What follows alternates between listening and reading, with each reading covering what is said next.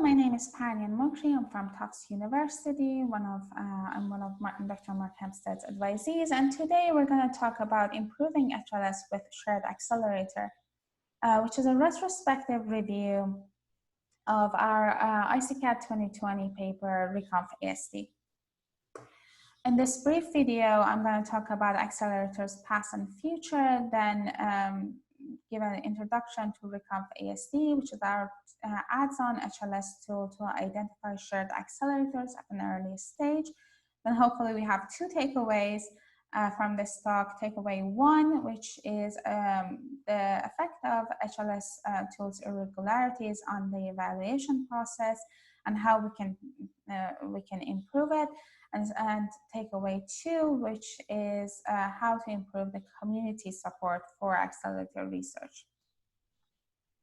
So, specialized hardware, accelerators, application-specific hardware, all are named for the same thing, has seen a steady exponential increase in the past few years, especially in the embedded system, to the point that more than 40% of Apple's A12 chip is allocated to accelerators, which is not the best way to use the area.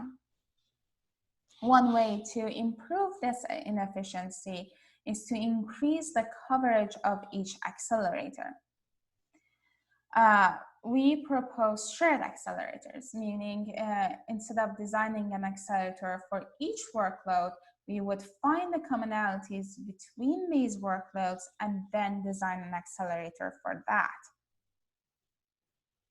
Later in the results, in the extra slides, I can show that we prove that this methodology improves the area usage and doesn't harm the acceleration process and latency by much either. So in the difference between our methodology and previous work is that it can find similarities between workloads from different domains. And theoretically, it can find similarities between the workloads that are written in different languages as well. But in the current state, Reconf ASD methodology is that it expresses each workload with their abstract syntax tree, which is a result of Clang. And then we transform these ASDs into casts, the clustered ASDs. The difference is that each node in cast will translate into a hardware module. We feed these casts into a graph isomorphic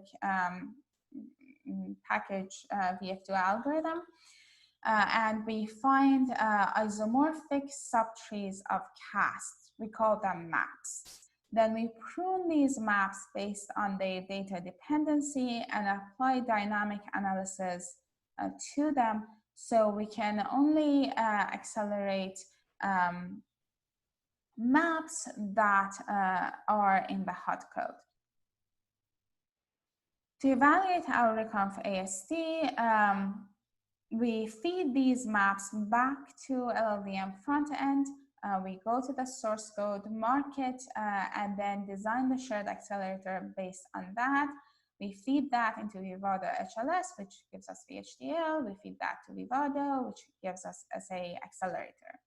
Now, takeaway number one, as researchers here at Cornell or other researchers in Europe have pointed out, this is not as straightforward as we intended it to be. Even a simple array partitioning with factor 2, 3, and 4 doesn't follow a linear, intuitive trend that we would expect it, and that, therefore, it really complicates the evaluation of a new methodology. we believe that the HLS toolchain can benefit from adding information from other profilers,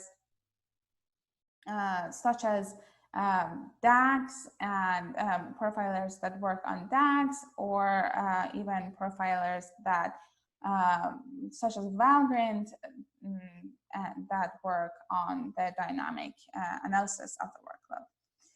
So takeaway number 2 is the community support.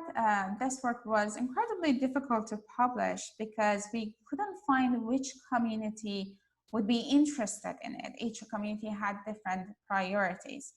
And we believe providing an established way to evaluate results in Accelerator community would be helpful to this field. And also having a community for HLS or Accelerator research, or having reviewers that are familiar with research from different communities would also benefit the field. Thank you for your attention. I look forward to your questions in the next time.